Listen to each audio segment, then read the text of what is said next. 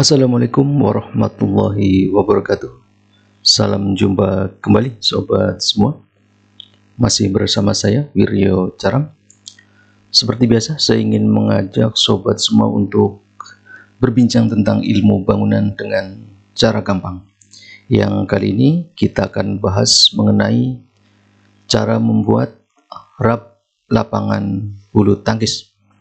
Baik sobat semua, sebelum kita bahas lebih lanjut, untuk sobat yang baru gabung di channel ini, jangan lupa subscribe dan tekan bel notifikasi agar bisa terus update informasi dari kami.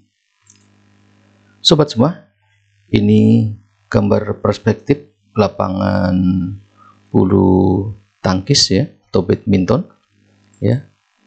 Nah, kemudian ini denah atau tampak atas. Di sini kita bisa lihat ukuran. Panjang lapangannya sendiri itu 13,4, kemudian lebarnya 6,1, kemudian di sebelah kanan dan kirinya itu dicor beton ya, selebar 2 meter, demikian juga di bagian belakangnya. Jadi total untuk panjangnya 17,4 meter, kemudian lebarnya 10,1, total yang dicor beton. Nah, kemudian ini nampak perspektif untuk lapangan bulu tangkis. Nah, pertama kita gali tanah sedalam 20 cm ya. Nah, setelah digali, dihampar pasir uruk setebal 10 cm ya. Setelah pasir uruk dihampar, kemudian dihambar lagi dengan wermes ya, atau tulangan baja anyam. Ini kita pakai wermes yang M5 ya. Kemudian setelah dipasang wermes, barulah dicor dengan mutu beton K125 setebal 10 cm.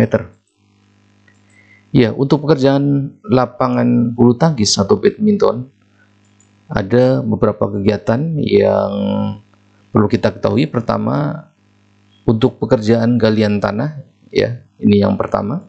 Kemudian ada pekerjaan pasir uruk, terus pemasangan pecasting, kemudian pekerjaan jaring kawat baja atau wermes, terus pekerjaan pengecoran beton, dan terakhir pengecatan ya.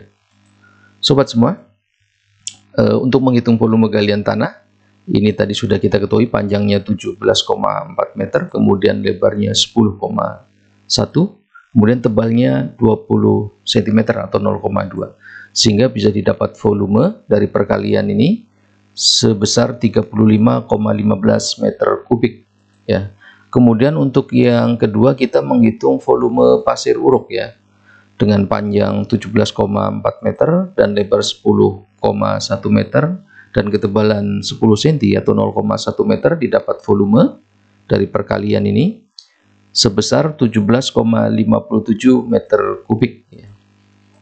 Nah, kemudian yang ketiga menghitung luas pecasting, panjangnya 17,4, lebarnya 10,1 meter, kemudian ketinggian dari pecasting itu 20 cm atau 0,2, sehingga kita bisa hitung luas untuk pecastingnya. Ini 17,4 ditambah 10,1 kali 2 berarti keliling yang akan kita cor dikalikan ketinggiannya 0,2, sehingga didapat angka luas pecastingnya 11 meter persegi. Kemudian yang keempat kita menghitung berat wermesnya yang pakai ukuran M5, panjang 17,4 yang panjang lapangannya, kemudian lebarnya 10,1 meter, sehingga bisa didapat luas 175,74 meter persegi yang akan dipasang wermes ya, sehingga bisa kita hitung beratnya 374,33 kg ya. Kemudian yang kelima kita menghitung volume beton ya, panjang tetap tadi 17,4 meter, kemudian lebar 10,1 meter, tebal cor beton 10 cm atau 0,1 meter, sehingga volumenya bisa didapat di sini 17,57 meter kubik. Kemudian kita menghitung luas pengecatan ya, panjang 17,4, lebar 10,1, sehingga luasnya 175,74 meter persegi. Nah, jadi kita sudah menghitung volume galian tanah, menghitung pasir uruk, menghitung luas pecasting, menghitung berat wire mesh, kemudian menghitung volume beton, dan kita sudah hitung luas pengecatan. Angka-angka ini akan kita gunakan dalam analisa. Berikutnya kita akan menganalisa untuk pekerjaan galian ya. Ini untuk pekerja, ini koefisiennya 0,75, mandor koefisiennya 0,025, dikalikan volume galiannya 35,15, sehingga didapat untuk pekerja 26,36 HOK, dan kemudian mandor 0,88 HOK. Kemudian berikutnya kita menganalisa pekerjaan urukan pasir. Koefisien untuk pekerjaan 0,3, mandor 0,01, dan pasir uruknya sendiri 1,2 ya koefisiennya. Sehingga kita dapatkan di sini dikalikan dengan volume urukan pasir 17,57, didapat untuk pekerja 5,27 HOK hari orang kerja.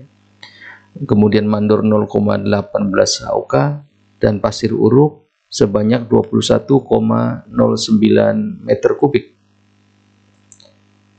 Berikutnya kita menganalisa pekerjaan pecasting atau papan mal.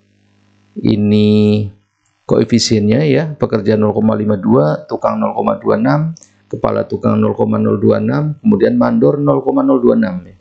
Kemudian materialnya paku 0,4 kg, papan mal 1,4 keping, dan kayu koefisiennya 1,8. Nah, ini koefisien ini dikalikan dengan luas pecasting yang sudah kita hitung tadi ya, seluas 11 meter persegi. Sehingga akan didapatkan pekerja 5,72 HOK, tukang 2,86 HOK, kepala tukang 0,29, mandor 0,29, paku campurannya didapat 4,4, papan mal 15,4 keping, dan kayu ukuran 46 19,8. Kemudian kita menganalisa pekerjaan wire mesh ya. Ini koefisiennya untuk pekerja 0,025, tukang 0,025, kepala tukang 0,02, mandor 0,001, kemudian wire meshnya 1,02, berarti ada tambahan 2%. Kemudian kawat betonnya 0,05. Kemudian dikalikan dengan berat wire mesh yang sudah kita hitung tadi 374,33, sehingga akan kita dapatkan untuk pekerja 9,36 HOK, tukang 9,36 HOK juga, kepala tukang 7,49, mandor 0,37, kemudian wire meshnya kita dapat di sini 381,82 kg, dan kawat betonnya 18,72 kg. Kemudian kita ngitung analisa pekerjaan beton, kita pakai mutu beton K125, koefisiennya untuk pekerja 1,32, tukang 0,205, kepala tukang 0,02, mandor 0,06, kemudian semennya untuk 1 meter kubik beton K125 5,52 sak, pasir betonnya 0,591, batu pecahnya 0,75, dan molen diperlukan 0,2 per meter kubik beton. Nah, dikalikan dengan jumlah atau volume beton yang tadi sudah kita hitung, yaitu 17,57, sehingga akan kita dapatkan di sini untuk pekerja 23,19 HOK, tukang 3,6 HOK, kepala tukang 0,35 HOK, mandor 1,05 HOK, kemudian perlu semen 96,99 sak, pasir beton 10,38, batu pecah perlu 13,18 meter kubik, dan molen perlu 3,51 hari ya. Kemudian yang berikutnya kita menganalisa pekerjaan pengecetan ya. Pengecetan untuk lapangan bulu tangkisnya, ini koefisien untuk pekerja 0,02, tukang 0,063, kepala tukang 0,0063, mandor 0,003, Kemudian untuk materialnya pelamur 0,1 kg, cat dasar 0,1 kg, dan cat khusus lapangan 0,26. Nah, koefisien ini dikalikan dengan luas pengecatan yang sudah kita hitung tadi 175,74, sehingga bisa kita dapatkan untuk upah pekerja HOK-nya 3,52, tukangnya 11,07, kepala tukangnya 1,11 HOK, mandornya 0,53 HOK. Kemudian materialnya, bahannya pelamur 17,57 kg, cat dasar 17,57 kg, dan cat khusus lapangan 45,69 kg. Nah, berikutnya kita menghitung rencana anggaran biayanya ya. Nah, dari volume yang sudah kita analisis tadi, kemudian kita jumlahkan pekerja, didapatkan 74 HOK ya. Ini sudah dibulatkan angkanya. Tukang 27 HOK, kepala tukang 10 HOK, dan mandor 4 HOK. Kemudian dikalikan dengan harga masing-masing satuan. Di sini adalah contoh saja ya. Jadi contoh saja, pekerja 100.000 per HOK, tukang 120.000, kepala tukang 140.000, mandor 120.000. Ya, jadi mandor 120.000 dikalikan dengan volumenya, sehingga didapatkan pekerja 7.400.000 rupiah, tukang 3.240.000 rupiah, kepala tukang 1.400.000 rupiah, mandor 480.000, sehingga untuk biaya upah untuk pembuatan lapangan bulu tangkis besar 12.520.000. Kemudian kita menghitung biaya untuk materialnya atau bahannya ya.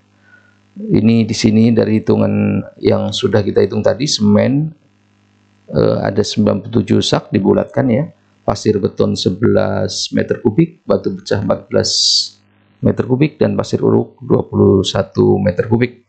Dikalikan harga satuan masing-masing material, di sini contoh saja ya. Kemudian kita hasilnya di sini kita bisa lihat semen 7.760, pasir beton 1.540, batu pecah 6.300.000 rupiah, kemudian pasir uruk 2.520.000 rupiah. Kemudian material lainnya papan mal ya, ini sama dengan yang sebelumnya tadi, perkalian volume dengan contoh harga satuannya akan kita dapat di sini. Papan mal 560.000, kayu 46.600.000, kemudian wear mesh-nya 5.730.000, kawat beton 323.000, paku campur 154.000, pelamur 110.000, cat dasar 486.000, cat khusus lapangan 2.760.000, tiang net ini 1 unit, kita di sini ambil contoh misalnya 1.500.000 ya. Kemudian netnya kita ambil contoh juga misalnya 100.000, dan pengadaan kursi wasit ini misalnya 1 juta ya, sehingga bisa kita dapatkan di sini jumlah biaya bahan 31.443.000 rupiah. Nah, kemudian untuk berikutnya adalah alat yang kita pakai ya, molen atau concrete mixer ya, atau pengaduk beton.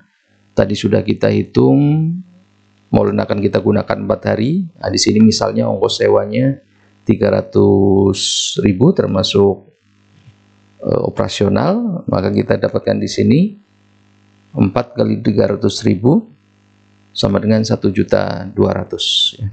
Sehingga kita bisa dapatkan total biaya pekerjaan lapangan bulu tangkis tadi subtotal upah ditambah subtotal bahan dan ditambah subtotal alat ya, sehingga totalnya menjadi 45.163.000 rupiah ya.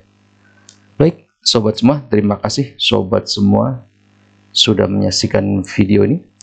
Silakan sobat semua boleh komen untuk perkembangan channel ini, tekan tombol like dan share video ini jika dirasa bermanfaat. Sampai jumpa kembali sobat semua. Assalamualaikum warahmatullahi wabarakatuh.